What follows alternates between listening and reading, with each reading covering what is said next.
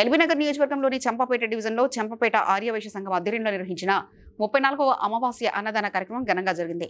ఈ సందర్భంగా సంఘ అధ్యక్షులు ఇరుకుల విజయనాథ్ గుప్తా మాట్లాడుతూ అనేక మంది దాతల సహకారంతో గత 34 నెలలుగా ప్రతి అమావాస్య రోజున 500 మందికి పైగా అన్నదానం నిర్వహించడం ఆనందంగా ఉందన్నారు.